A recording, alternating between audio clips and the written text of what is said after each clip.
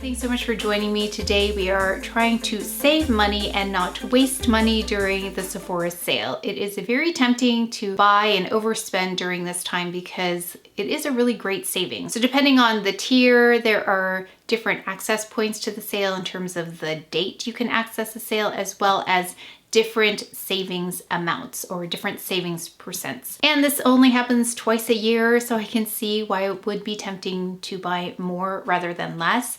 So hopefully these pitfalls I'll be talking about will help. And I have been shopping the sale myself for several years. I have made many mistakes. So the first don't buy unless is don't buy devices unless you are someone who's going to use them as frequently as they are recommended, because devices themselves don't work unless they are used per directions. So for instance, this is something I picked up recently because I am experiencing some hair shedding. So I want to see if this LED business really works. So I have a helmet by Current Body. I'll leave that link if you want. I think I have a coupon code there.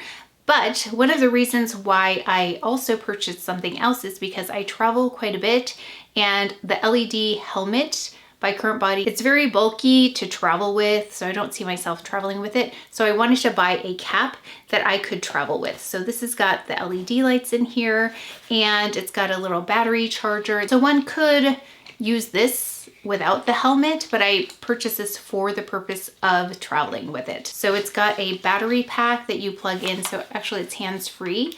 So it just is a magnet like this on the back. So I'm several weeks into using the LED helmet. I'll be traveling with this soon, but the battery pack just, it's a magnet on the back.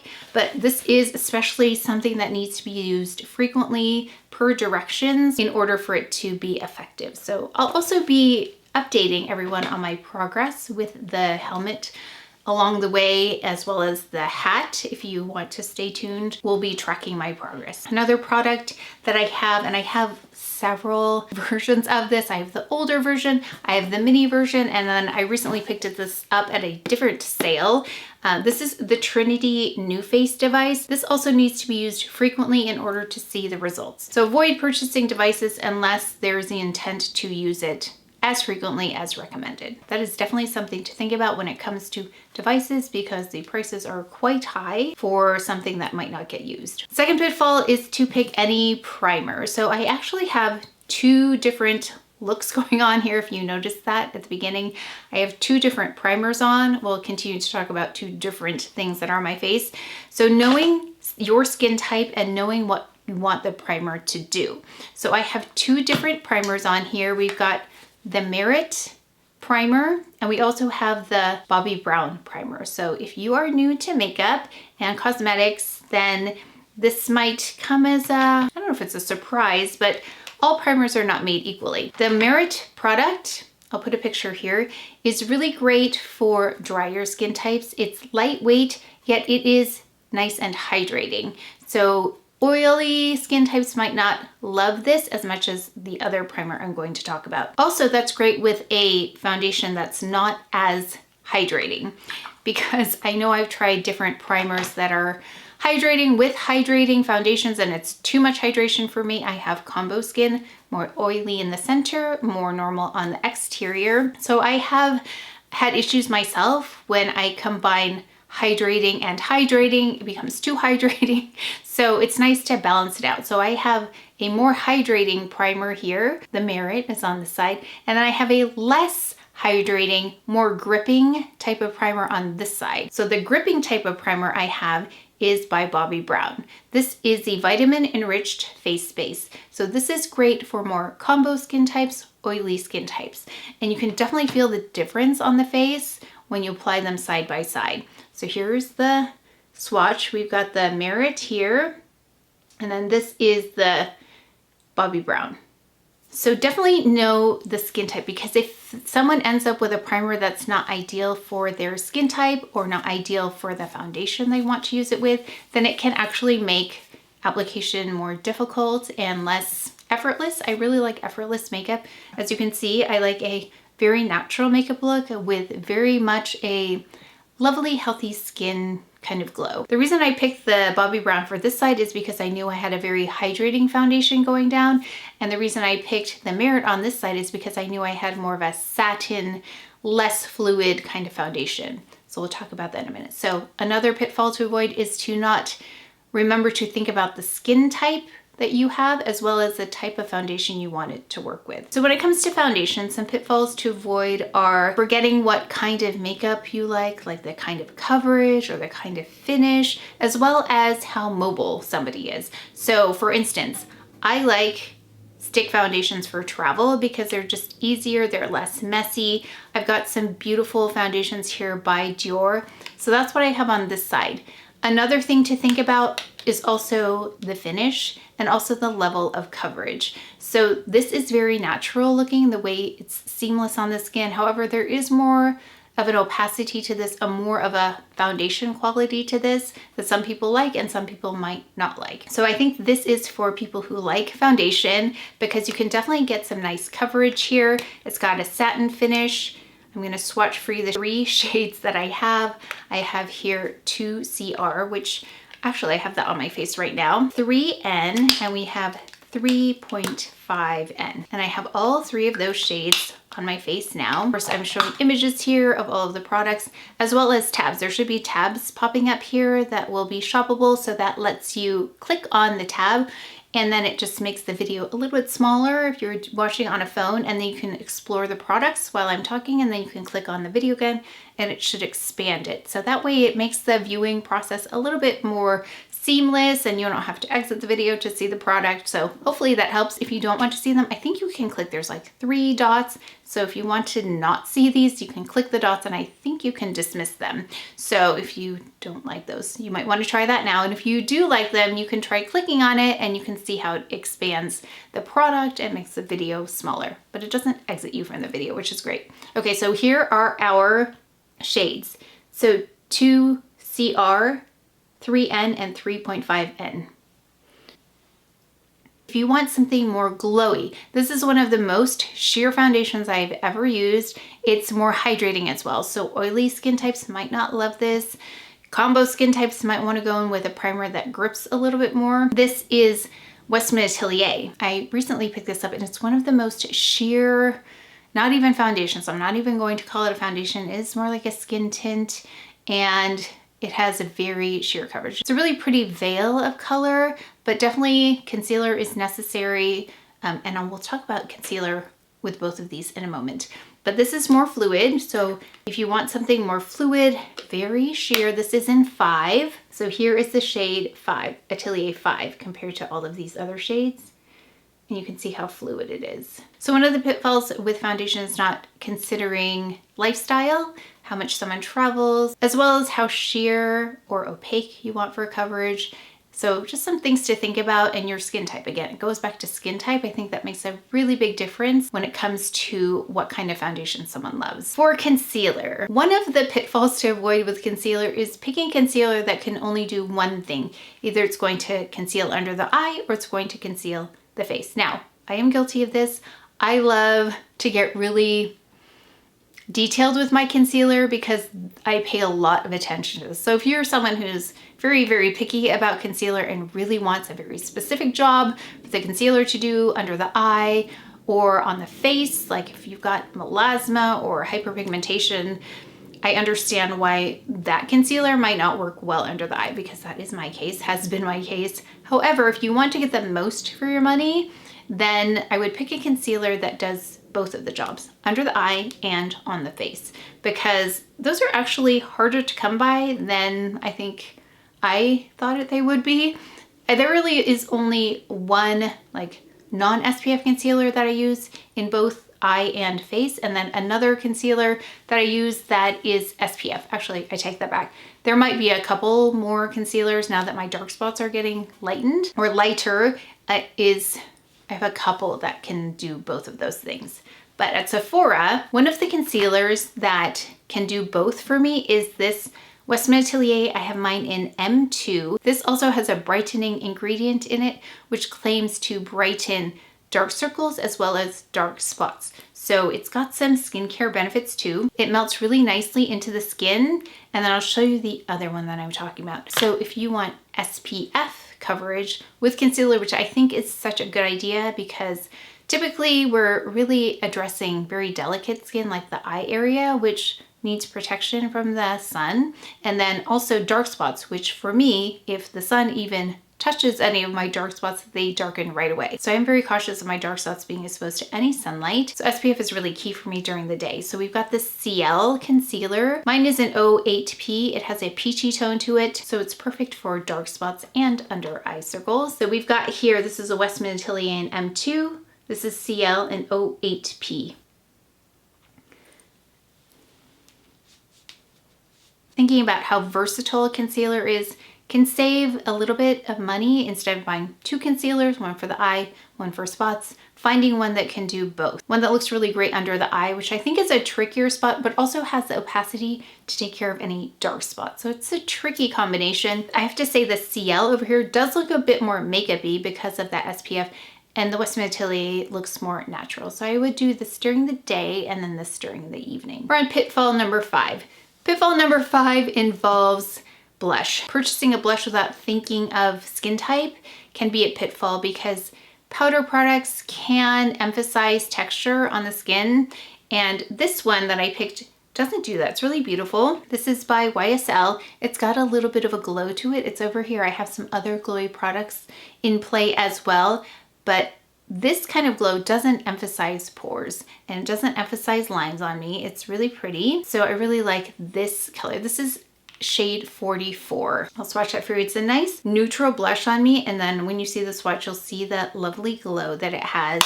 It's a little bit pearlescent, but not overly pearlescent. And again, I have very, very natural makeup on right now. So this is the YSL in 44. Really pretty, just a lovely pink color on me. If you want something that's not going to emphasize texture, then going with a cream product is a really nice option. And this one is really glowy, and I've heard from many of you that it's very flattering on the skin, especially if you have some texture like fine lines. So this one by Dior, I love this one in 012 Rosewood. It's really beautiful. Looks like this. Actually, these colors look very similar. If you're my skin tone, or if you like just a nice pretty pink color, and you can see you can sheer both of them out. They're not super intense, although you can build them up. I prefer my blush very subtle these days. So here we have the YSL blush in 44, and then this is Dior in 012 Rosewood. So there's a closer look at that. Definitely think a pitfall can be to not consider any of the skin characteristics that you want to just be aware of when picking a blush, because some blushes can actually make this area, which has a lot of texture, look more textury than it really is, because we've got pores up here, fine lines over here. So looking for those blushes that avoid doing that are great. Pitfall number 6. So pitfall number 6 has to do with bronzer.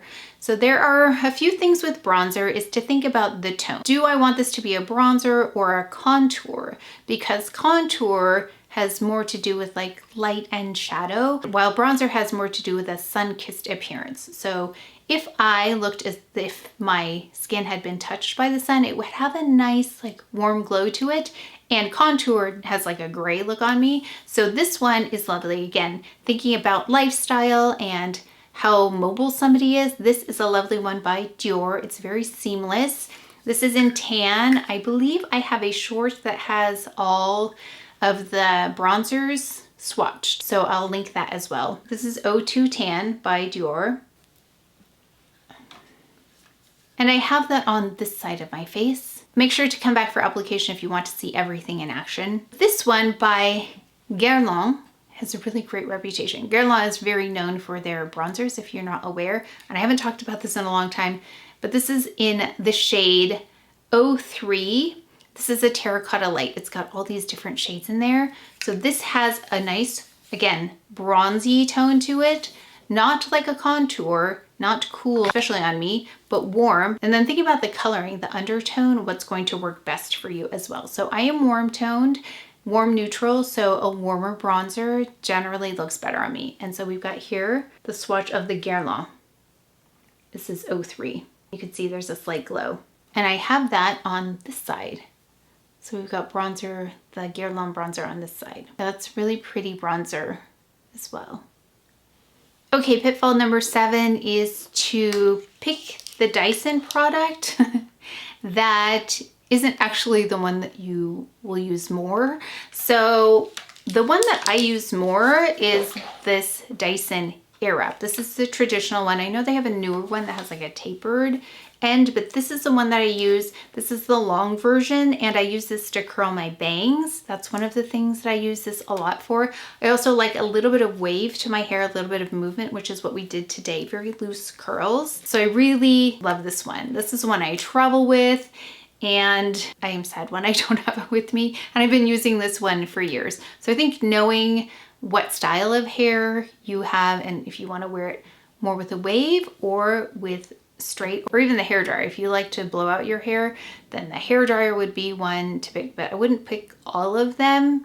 And even though I have had all of them at one point, my Dyson hair dryer broke at a certain time. I think I had it a few years, but it stopped working. I have a different hair dryer now, the Halo, I think is what it's called. I really like that one too. So the Dyson Airwrap is the one that I use the most. And if you want to see finally how I use this to help me with my bangs, I do a quick demo of that, and then a quick demo of just how to get some loose waves like this. And I also demo this. This is the Air Straight. This is the one that can go from wet to dry. And I don't use this as often. I mean, it's a great tool to have when I want my hair straight, but if you've been here before, you know I don't wear it straight that often. But when I do, I will pull for this. And what this does, it makes the ends look really nice and healthy, and that like they have weight to them. And I think that's the key to straight hair, is if it looks like kind of raggedy on the end, which mine can do when I don't use this device. They can look kind of fuzzy at the ends and not straight and healthy. That's what this straightener can do if you wear your hair straight. But I think not thinking about how often you wear your hair in a certain style is a pitfall. So for me, I know I wear my hair in a loose curl, very natural kind of way, more often than straight. So if I were going to save money, I would not have this. But of course I wanted to test this out. So I do have this, but this is really the one that I use the most. I think they're both really great. They're both really effective. Again, thinking about the style of your hair, what your needs are, I think is really important. Another pitfall to avoid is to not be sure of what kind of eyeshadow you're comfortable using. So if you are someone like me who enjoys very easy eyeshadow and something that's going to look great and understated, because I know a lot of people like very pigmented eyeshadow, and while I love that, I don't wear it as often. So this kind of shadow, what I have over here, I have 2 different eyeshadows on right now. A more subtle eyeshadow is something I know I'll get my use out of, because this is like everyday makeup for me. So I have here this little stack by Western Atelier. These are the iPods. Let me just swatch them for you. And my tastes really have changed over the years. If you've been here before, you know there was a time when I really loved a lot of color to my makeup, really wanted to see everything show up. I look back now and I think, wow, was a lot of makeup for me now. It was great at that time, and I'm sure at some point I'll go back to more color, but really I just love this subtle, effortless look. And so these are the shades in the Western Atelier. See right here, we've got Tabac, Neige, and this is Chocolat. And then let me show you the swatches. Very subtle though. You can see how subtle these are, but this is Tabac, Chocolat, and Neige. So if you like something natural, a little creamy, I'll lean in. You can see right there, I have those 3 on. Really, really quick application. Of course, you could build this up. Actually, shall we try to build this up? Let's do that right now and see if we can make this a little bit more visible. I'm gonna take Chocolat. I have here just a reference number 27. See it there? And let's build up the creases. I just built that up just slightly. So if you're someone who likes a more traditional eyeshadow palette, although I have to say this has still got a creaminess to it, it's really an interesting line. This is Prada. I just have the refill here. There is one that I was really interested in, so I may pick it up. I'll put the picture of that one here. It looks more neutral along my lines, but I only used 2 of these shades. If you want something that's something more editorial, because it's got this pop of orange, then this might be interesting for you. But if you are like me and this side, the Westman Atelier is more your speed, then this might not be something you'll actually use, although it's interesting. I just want to show it to you. I actually just used 2 of the shades. I used the first 2 shades on this eye today, and that's what I have on. Got that glowy shade there, you've got the orange, you've got like a plummy shade. Okay, another pitfall to avoid is when it comes to mascara. So think, do I want really bold eyelashes or do I want something more subtle? Because there's that trend now where it's no mascara, and one of the ways to get closer to a no mascara, in my opinion, is to go with something that's not as defining as a black mascara, and that would be a brown mascara. So if you would like to try something softer, I think a brown mascara is a great place to look. This one is by Tower 28. I don't love most mascaras. However, Tower 28 is in the top 5 or so of mascaras that I would use. And we've got one here and it's on this eye. You can see there how soft it is compared to this eye. That's got black mascara. So this is Tower 28. It performs really nicely, no flaking, no smudging. So think about how defined I want my lashes to be, how dark do I want them to be, do I want them to be softer? Mascara also is very personal, so know what kind of mascara do you want. Do you want something like this, which is lengthening, volumizing, and also separates and has a nice little lift? I do not curl my lashes. They just get kind of lifted with the mascara application. I love the Chantecaille Fossil Longest Lash. It's not at Sephora, but if that gives you an idea of what kind of mascara I like. I also like the Chanel. This is the Le Volume de Chanel. I also really enjoy this. That's my kind of mascara. A lot of high-end mascaras build very slowly and almost imperceptibly. I do want some volume, so that's what I'm going for, but I'm also making sure it doesn't clump them together. So if you're in the same thought process as me when it comes to mascara, these might be some that you enjoy. And then this one really does compete very nicely with that Chantecaille Fossil Longest Lash. This is by Givenchy, and this is in black. And you can see that one on this eye right here. So of course we'll do the Get Ready With Me, but they both perform really, really nicely. Pitfall number 10, and then we're actually gonna talk about one other thing to think about, as well as my wish list, or not my wish list, my shopping list, is to think about lip products. I think I fall into the trap too of purchasing lip colors because they look so pretty, but then in reality, I don't use them as often. They're not the ones that I use all the way up. The things that I use all the way up are lip products that are on the go. Things that are easy to apply without a mirror, things that are hydrating, and lipstick I don't have to worry about like outside of the lines when I'm not paying attention or if I'm talking to someone, making sure it's not on my teeth. So I like lip products that are hydrating, provide a little bit of color, just a healthy glow. So one of the ones that I've recently found is by Prada. So I can love the packaging too with this little pink shade there. It's a lip oil product, and this one is in UO18. It's the Prada Light, and it looks like this. Here's what it looks like. I used this early on in the video to help hydrate my lips, so you'll see this on. And actually all of the shades look nice, but this one happens to be UO18.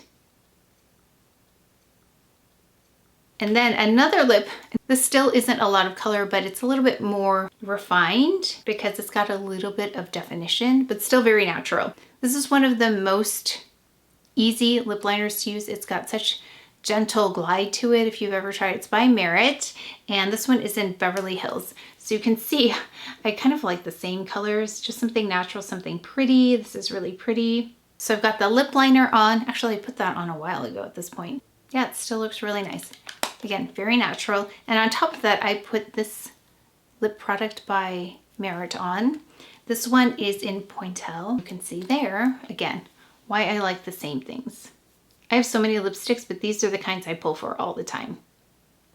Pitfall, I think, here is to forget that we are very close to gift giving season, and now's a great time to save because, like me, sometimes I forget. I'm so busy trying to make sure I check off the list for savings that I need to make sure I take advantage of during this time. But I forget there are some great gift giving opportunities here with some sets like this one. These are by Tower 28. I don't know if these are still going to be available, but I will put a little like maybe I'll compile a little store with sets that I think are great savings, like this. They're little lip glosses. Yeah, they look like this, so cute. You can split them up, you can gift them like this. Yeah, so now I think it's a great time to remember it's gift giving season soon, and then to work that into the budget as well. I think these are little luxuries that make such a nice gift. Like I said, I'll compile like a little collection of some of the sets that I think are really worth it and things that I've tried, things that I would recommend. As for my shopping list, maybe I'll make a little store for that too.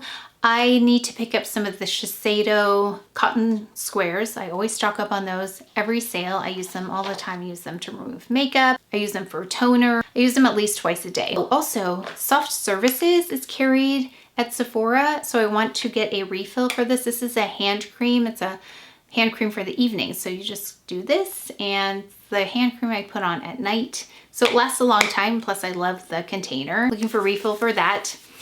I really wear on a daily basis SPF. So I showed you the SPF concealer. I also will be picking up a few of the SPF blushes. This is by CL. I'm doing, I think it's a Ultimate Everyday Makeup where you'll see this in action. You'll also see, so look for that. I filmed it a little while ago, but I thought I'd save it for this time because if you're interested in savings, then this is a really great one too, this CL highlighter in Penny. It's a great, almost a concealer on me, so I'll show you really fast. So I'll be stocking up on these myself because these are things I go all the way through. We've got here, this is Penny, this is Bahati. Those are the two things I wear every day. So I need to stock up on those. I will be stocking up on Airbrow. This is the one I used today. I used black, brown, and gray, so I'll be stocking up on those. Those are daily essentials for me. And, oh yeah, I'll put a picture here of the matte screen sunscreen. That is my everyday sunscreen also. My husband uses it, my whole family loves it, so I'll be buying a few of those. Oh, and also I need to pick up those L'Occitane hand creams, the little ones, because they have the flip top. I love traveling with those. Those are one of my most frequently emptied items. So if there's anything else I can think of, I'll show you here because I can't remember. I just got to start filling my own cart up because these are the things that I go all the way through. I'll also show you when everything comes in what I picked up, if I found something new. I'm sure I have some wish list items that I want to pick up, like that Prada eyeshadow. I still am thinking about that. And then I'll have to look around and see if there's anything else that I want to add to my wish list. And then I can also put a little recommendations list, like an extra one together for you, because I found some, or actually these were sent to me and they are carried on Sephora, some hair care products that I really like this Orbe hairspray would also be on there. So I will also put together another recommendations list. I'll leave several links below to what they call stores, where I've curated collections that you might want to look through, including what's on my shopping list, what I included here, as well as my wish list items. And do let me know if there are things at Sephora that I'm missing. What should I be trying out that's really amazing that you would repurchase, and things that are on your shopping list? Please let us know. I have tried a lot at Sephora, but I haven't tried everything. So please let us know in the comment section below what you would recommend to me. I'd love to know. But that is it for today's video. I hope that that was helpful in avoiding pitfalls during the Sephora sale. Like I said, it's tempting just to take advantage of the sale without thinking too much about what's being put in the cart. But I also think that it's wise to make some sound decisions and making sure that these are items that will be used either all the way up or with devices that are used frequently. So the goal of my channel from the beginning has been to help save resources to make sure that it's being put to good use. But that is it for today's video. So please take care of each other, stay well if you enjoyed this video. If you learned something, please give it a thumbs up, subscribe, and I will see you next time.